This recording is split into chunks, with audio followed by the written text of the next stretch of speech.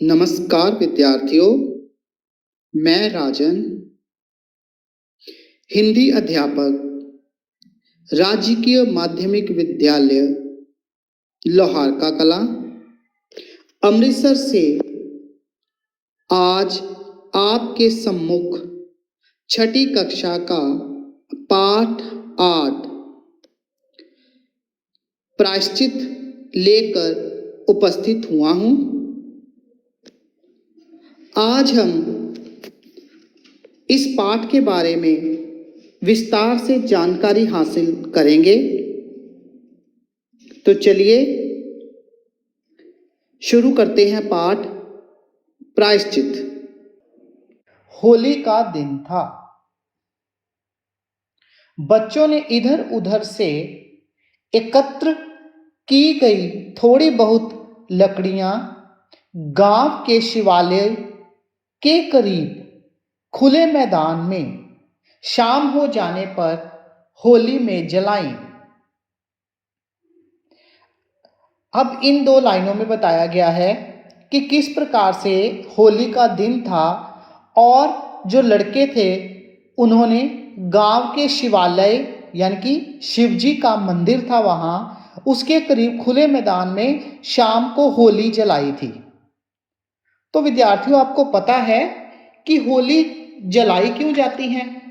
अक्सर हमने देखा है कि होली पर सभी बच्चे जो हैं वो एक दूसरे पर रंग डालते हैं, पिचकारियां मारते हैं और गुलाल से एक दूसरे के चेहरे रंग बिरंगे बना देते हैं और खुशी महसूस करते हैं। और इस पाठ में लिखा गया है कि होली जलाई। तो विद्यार्थियों, मैं आपको थोड़ा सा इसका इतिहास बता दूं कि होली जलाई क्यों जाती है। कहते हैं कि हिरण्यकश्यप एक असुर था। आपने नाम सुना होगा हिरण्यकश्यप का। वो एक असुर था। उसने कठिन तपस्या द्वारा ब्रह्मा जी को प्रसन्न करके यह वरदान प्राप्त किया था कि ना वो किसी मनुष्य द्वारा मारा जा सकेगा, ना पशु द्वारा, ना दिन में और ना ही रात में, ना घर के अंदर ना बाहर, ना किसी अस्त्र के प्रहार से और ना किसी शस्त्र के प्रहार से उसके प्राणों को कोई डर हो रहेगा। इसी वरदान ने उसे अहंकारी बना दिया था। वह चाहता था कि सब लोग उसे ही भगवान माने। उसने अपने राज्य में विष्णु जी की पूजा को वर्जित कर दिया था। हिरण्यकश्यप का पुत्र प्रहलाद भगवान विष्णु जी का उपासक था। अपने पिता की यातना एवं प्रताड़ना के बावजूद वह विष्णु जी की पूजा करता रहा। क्रोधित होकर हिरण्यकश्यप ने अपनी बहन होलिका से कहा कि वह अपनी गोद में प्रहलाद को लेकर प्रज्वलित अग्नि में चली जाए, क्योंकि होलिका को वरदान था कि वह अग्नि में नहीं जलेगी। जब होलिका ने प्रहलाद को लेकर अग्नि में प्रवेश किया तो प्रहलाद का बाल भी बांका ना हुआ, पर होलिका जलकर राख हो गई। ईश्वर भक्त प्रहलाद की याद में इस दिन होली जलाई जाती है। होली का त्योहार संदेश देता है कि इसी प्रकार ईश्वर अपने अनन्य भक्तों की रक्षा के लिए सदा उपस्थित रहते हैं। तो विद्यार्थियों, ये था होली का इतिहास कि होली जलाई क्यों जाती है। अब हम फिर पाठ पर आते हैं। तो आग की लपटें अधिक ऊंची नहीं उठ रही थी। बच्चों के चेहरों पर इसलिए उत्साह नजर नहीं आ रहा था गोपू ग्वाले की कुटिया के पिछवाड़े गोबर के उपलों का ढेर लगा हुआ था। गोपू घर पर नहीं था। वह उपले बेचने पास के शहर गया हुआ था और अभी तक लौटा ना था। शरारती बुधवा को गोपू के उपले सहसा याद हो गए। आज दोपहर पाठशाला से घर लौटते हुए भी उसने ग्वाले की कुटिया के पिछवाड़े उपलों के ऊंचे ऊंचे ढेर देखे थे। उसने अपने मन की बात मित्रों से कही तो सभी सहमत हो गए। गोपू की कुटिया के पिछवाड़े पहुंचते बाल मंडली को देर ना लगी। कुछ लड़के जल्दी जल्दी उपले बटोरने लगे तो कुछ उन एकत्र किए गए उपलों को शिवालय के करीब जल रही होली की आग में समर्पित करने में तल्लीन हो गए। तेजी से जलते उपलों को देखकर सब खुशी से नाचने गाने लगे। गोपू थका हुआ शहर से लौटा तो खा पीकर कुटिया के भीतर सो गया। दूसरे दिन रंग पंचमी थी। सोकर उठते ही वह मन ही मन बोला, काश आज ज्यादा उपले अगर बिक जाएं तो अच्छे पैसे हाथ में आ जाएंगे और पास के गांव जाकर वह भी अपने सगे संबंधियों के संग होली मना आएगा। वह नहा धोकर और चाय पीकर खाली टोकरी हाथ में लिए उपले बटोरने पिछवाड़े आया तो मैदान साफ नजर आया। वह बोला, हाय, मैंने किसका क्या बिगाड़ा था जो इतनी मेहनत से बनाए गए मेरे ढेर सारे उपले यूं गायब कर दिए गए। वह सीधे गांव के मुखिया जी के घर पहुंचा और नयनों से गंगा यमुना बहाते हुए अपनी आप बीती सुनाने लगा। बच्चे, गंगा यमुना बहाते हुए ये एक मुहावरा है और इसका अर्थ है कि रोना या आंसू बहाना। मुखिया जी बोले, तुम चिंता ना करो, तुम्हें जरूर न्याय मिलेगा। तुम चिंता ना करो, तुम्हें जरूर न्याय मिलेगा। गोपू के घर से जाने के बाद उन्होंने दिमाग दौड़ाया, यानी कि किन्होंने दिमाग दौड़ाया? मुखिया जी ने। और मन ही मन बोले, ये सारी करतूत जरूर गांव के इन शरारती बच्चों की ही है। वे बारी बारी से सबके घर पहुंचे और बच्चों के अभिभावकों से बोले। अभिभावक, बेटे, अभिभावक का अर्थ होता है बच्चों के माता पिता, उनके घर वाले जो उनका ध्यान रखते हैं, उनका पालन पोषण करते हैं। तो अभिभावकों से बोले, गरीब ग्वाले के परिश्रम, परिश्रम मतलब मेहनत, परिश्रम से, गरीब ग्वाले के परिश्रम से बनाए गए उपले ये होनहार बच्चे होली की आग में झोंक आए हैं। किसी के आंसुओं से हाथ भिगोकर हम होली नहीं मनाना चाहते। आज दोपहर तक सभी बच्चे मिलकर उपले तैयार कर गोपू ग्वाले को दे आए। उसके पश्चात ही शाम होने से पहले ये होली खेल सकेंगे। उपले तैयार किए बगैर दोपहर से पूर्व कोई भी बालक होली खेलता नजर आएगा तो अभिभावक को प्रति बच्चे पर 100 रुपए जुर्माना देना पड़ेगा। मुखिया जी की आज्ञा को शिरोधार्य करते हुए, मानते हुए, शिरोधार्य करते हुए सभी शरारती बच्चों ने गाय भैंसों का गोबर इधर उधर भटकते हुए इकट्ठा किया और सब धूप में खुली जगह पर उपले तैयार करने में जुट गए। खेल ही खेल में जो उपले होली में जला डाले गए थे, उन उपलों को बनाने में कितना पसीना बहाना पड़ता है। अब यहां मुहावरा है पसीना बहाना, मतलब कड़ी मेहनत करना, और ये उन्हें ज्ञात हो गया था। दोपहर होते होते ढेर सारे उपले तैयार हो गए। मुखिया जी गोपू ग्वाले की कुटिया पर पहुंचकर बोले, गोपू भैया, बच्चों ने प्रायश्चित कर लिया है, तुम्हें उपले इन सब ने पुनः तैयार कर दिए हैं। वैर भाव को भुला दो, चलो इस बाल मंडली के संग हम भी होली खेलेंगे। कहते ही मुखिया जी ने दुपट्टे में छिपाई हुई अबीर की पोटली निकाल बच्चों को थमा दी। गुलाल के बादल उड़ चले। मुखिया जी का इतना सुंदर न्याय देखकर गोपू का चेहरा खिल उठा। चेहरा खिल उठा मतलब वो बहुत खुश हो उठा। तो विद्यार्थियों, ये थी कहानी प्रायश्चित। तो चलें अब पाठ पढ़ने के बाद इसके अभ्यास पत्रिका पर चलते हैं।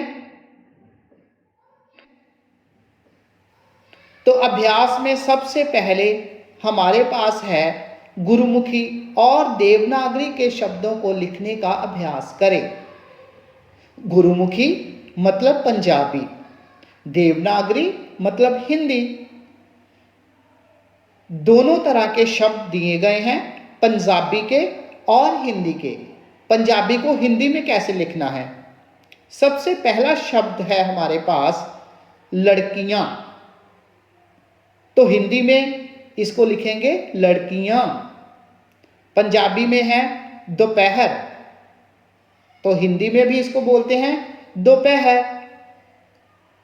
आगे है ग्वाला, और हिंदी में बोलते हैं गवाला। गंगा यमुना, हिंदी में भी गंगा यमुना। पंजाबी में है न्याय, तो हिंदी में इसे क्या बोलते हैं? न्याय। आगे है पंजाबी में जुर्माना, तो हिंदी में क्या बोलेंगे? जुर्माना। पंजाबी में है इकट्ठा, हिंदी में भी बोलेंगे इकट्ठा। पंजाबी में है मुखिया, हिंदी में भी लिखेंगे मुखिया। पंजाबी में है कोई, हिंदी में भी कोई। पंजाबी में है सहमत, और हिंदी में लिखते हैं सहमत। ये थे गुरुमुखी और देवनागरी के शब्दों को लिखने का अभ्यास। आगे है हमारे पास पंजाबी और हिंदी भाषा के शब्दों को लिखने का अभ्यास करें। अब पंजाबी में जो शब्द है उसको हिंदी में क्या कहते हैं? वो पहले था पंजाबी शब्दों को रूबरू हिंदी में कैसे लिखा जाता है। अब हमारे पास पंजाबी शब्द का हिंदी अनुवाद। तो पहला है शिव जी दा मंदिर, तो इसको हिंदी में बोलते हैं शिवालय। शिवालय मतलब शिव का आलय, मतलब शिव जी का घर। पंजाबी है माँ प्यो, तो हिंदी में लिखेंगे इसका अनुवाद माता पिता। पंजाबी है पालना करने वाले व्यक्ति, तो हिंदी में मैंने आपको बताया था अभिभावक। पंजाबी है मन गए, हिंदी है सहमत हो गए। पंजाबी है जानकारी, हिंदी में इसको कहते हैं ज्ञान। पंजाबी में है पिछले पासे, हिंदी में बोलते हैं इसे पिछवाड़े। पंजाबी है पहला, तो हिंदी में क्या कहते हैं? पूर्व। आगे है अचानक, हिंदी में क्या कहते हैं इसको? सहसा। गुलाल, हिंदी में अबीर। पंजाबी इकट्ठे, हिंदी एकत्र। पंजाबी बुरे काम दा पछतावा, तो हिंदी में हमने भी सीखा प्रायश्चित। रंगा नाल होली खेडन दा दिन, तो हिंदी में बोलते हैं रंग पंचमी। मान लेना, हिंदी में इसका अनुवाद होता है शिरोधार्य करना। पंजाबी च है दोबारा, तो हिंदी में इसे क्या बोलेंगे? पुनः। तो ये था पंजाबी शब्दों का हिंदी अनुवाद। अब इसके बाद है तीसरे नंबर पर इन प्रश्नों के उत्तर एक या दो वाक्यों में लिखें। हमने कहानी पढ़ी है, आपको उत्तर भी आते ही होंगे, तो चलिए उत्तर करते हैं। पहला है, बच्चों ने किस त्योहार के अवसर पर लकड़ियां जलाईं? तो इसका उत्तर है, लड़कों ने या बच्चों ने होली त्योहार के अवसर पर लकड़ियां जलाईं। लड़कों ने होली त्योहार के अवसर पर लकड़ियां जलाईं। सेकंड, दूसरा जो प्रश्न है, बच्चों ने होली कहाँ मनाई? तो इसका उत्तर है, बच्चों ने गांव के शिवालय के करीब खुले मैदान में होली जलाई। बच्चों ने गांव के शिवालय के करीब खुले मैदान में होली जलाई। तीसरा प्रश्न है, गोपू कैसे गुजारा करता था? तो इसका उत्तर है, गोपू उपले बेचकर गुजारा करता था। अगला प्रश्न, शरारती लड़कों ने किसके घर से उपले चुराए? तो इसका उत्तर है, शरारती लड़कों ने गोपू के घर से उपले चुराए। अगला प्रश्न, मुखिया ने शरारती बच्चों को क्या सजा दी? तो उत्तर है, मुखिया ने शरारती बच्चों को मिलकर उपले बनाकर शाम तक गोपू को वे उपले वापस करने की सजा दी। तो बच्चों, ये थे छोटे प्रश्न उत्तर। अब हमारे पास हैं 4 या 5 वाक्यों में लिखने वाले उत्तर। तो पहला है, क्या आप मुखिया द्वारा बच्चों को दी गई सजा से सहमत हैं? और अगर सहमत है तो क्यों? तो इसका उत्तर है, मैं मुखिया द्वारा बच्चों को दी गई सजा से सहमत हूं, क्योंकि गोपू ग्वाले ने बड़ी मेहनत से उपले बनाए थे। किसी के आंसुओं से हाथ भिगोकर होली मनाना ठीक नहीं था और बच्चों को उनकी गलती का एहसास कराना भी बहुत आवश्यक था। दूसरा प्रश्न, गोपू का चेहरा प्रसन्नता से क्यों खिल उठा? तो इसका उत्तर है, अपने उपलों को पुनः देखकर तथा मुखिया जी का इतना सुंदर न्याय देखकर गोपू का चेहरा प्रसन्नता से खिल उठा। तो आगे हमारे पास हैं मुहावरों को वाक्य में प्रयोग करें। अब हमारे पास पहला मुहावरा है, मैदान साफ नजर आना। तो इसका अर्थ हम लिखेंगे, कोई चीज बाकी ना बचना।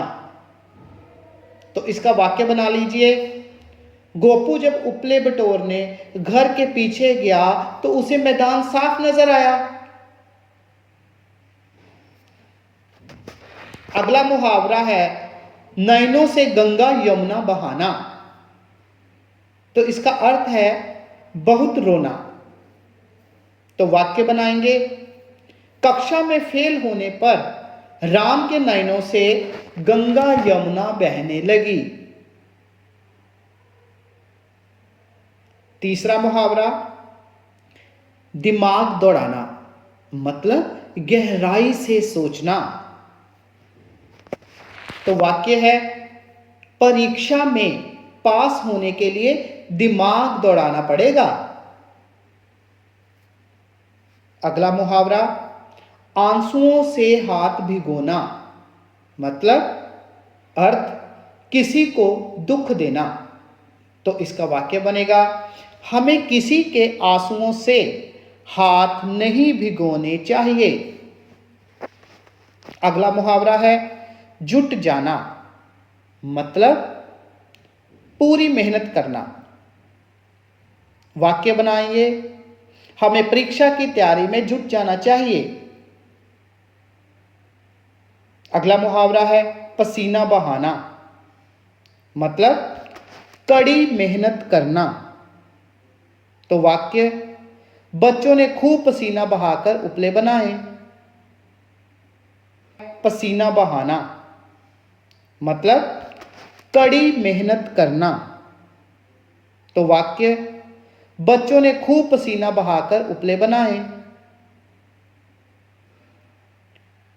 अगला है मुहावरा चेहरा खिल उठना, मतलब बहुत खुश होना। तो इसका भी वाक्य, मुखिया का सुंदर न्याय देखकर गोपू का चेहरा खिल उठा। तो ये थे हमारे पास मुहावरे और उनके अर्थ व वाक्य। अब हमारे पास है आगे कि वाक्यों में कुछ रेखांकित वाक्यों में कुछ रेखांकित शब्द हैं, उनके स्थान पर नीचे दिए गए समान अर्थ वाले शब्दों को चुनकर वाक्य फिर से लिखें। तो शब्द दिए गए हैं हमारे पास, मेहनत, विद्यालय, अंदर, राजी, झोपड़ी, इंसाफ, अचानक, फिक्र, निर्धन, अग्नि। तो अब हम वाक्य पढ़ेंगे और उनके स्थान पर कौन सा शब्द आएगा वो देखेंगे। तो पहला वाक्य है हमारे पास, आज दोपहर पाठशाला से घर लौटते हुए उसने गवाले की कुटिया के पिछवाड़े उपलों के ढेर देखे। तो अब दोपहर, आज दोपहर पाठशाला, अब पाठशाला को रेखांकित किया गया है। तो पाठशाला की जगह पर हम क्या लिखेंगे? ठीक बच्चों, हम लिखेंगे विद्यालय, कि आज दोपहर विद्यालय से घर लौटते हुए उसने गवाले की कुटिया। तो कुटिया का क्या होगा? कुटिया को क्या लिखेंगे हम? कुटिया की जगह पे झोपड़ी, झोपड़ी के पिछवाड़े उपलों के ढेर देखे। अगला है हमारे पास वाक्य, गोपू कुटिया के भीतर सो गया। अब रेखांकित है भीतर, तो भीतर की जगह पर हम उसके समान अर्थ वाला जो शब्द लिखेंगे वह क्या होगा? भीतर। भीतर का क्या होगा? अंदर। गोपू कुटिया के अंदर सो गया। आगे है तीसरा वाक्य, तुम चिंता ना करो, तुम्हें न्याय जरूर मिलेगा। अब रेखांकित है चिंता और न्याय। तो चिंता के लिए समान अर्थ वाला शब्द क्या होगा? फिक्र। तुम फिक्र ना करो, तुम्हें न्याय जरूर मिलेगा। न्याय, तो न्याय की जगह हम क्या लिखेंगे? बोलिए। हाँ जी, न्याय की जगह लिखेंगे इंसाफ।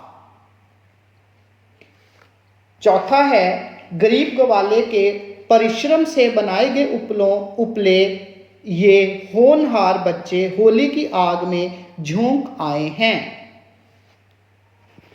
तो हम क्या करेंगे? गरीब, गरीब को रेखांकित किया गया है तो उसके लिए समान अर्थ वाला शब्द ऊपर से चुनेंगे। तो गरीब का क्या होता है? निर्धन। इसी तरह परिश्रम रेखांकित किया गया है तो परिश्रम की जगह हम क्या लिखेंगे? मेहनत। और आग, आग की जगह हम लिखेंगे अग्नि। पांचवा है, वे सभी सहमत हो गए। और रेखांकित किसे किया गया है? सहमत। तो सहमत की जगह क्या हम लिखेंगे? वे सभी राजी हो गए। तो सहमत का समानार्थ वाला जो दूसरा शब्द होता है वो होता है राजी। छठा वाक्य है, शरारती बुधवा को गोपू के उपले सहसा याद हो आए। तो सहसा का हम क्या लिखेंगे, अचानक। तो ये था हमारा वाक्यों में कुछ रेखांकित शब्द हैं, उनके स्थान पर नीचे दिए गए शब्द समान अर्थ वाले शब्दों को चुनकर हमने दोबारा लिखना है। तो विद्यार्थियों, ये था हमारा आज का पाठ प्रायश्चित। हमने देखा कि किस प्रकार से बच्चों ने प्रायश्चित किया और मुखिया ने किस प्रकार से समझदारी से बच्चों से प्रायश्चित करवाया। उसके बाद हमने इसके अभ्यास पत्रिकाएं देखी। तो आशा है कि आपको ये जो आज का पाठ है वो समझ भी आ गया होगा। मेरे साथ इस पाठ के सहयोगी रहे हैं दीपक कुमार, हिंदी अध्यापक, सरकारी मिडिल स्कूल मानवाला बठिंडा से। मैं उनका भी तहे दिल से धन्यवादी रहूँगा। तो धन्यवाद विद्यार्थियों, सभी का बहुत बहुत आभार।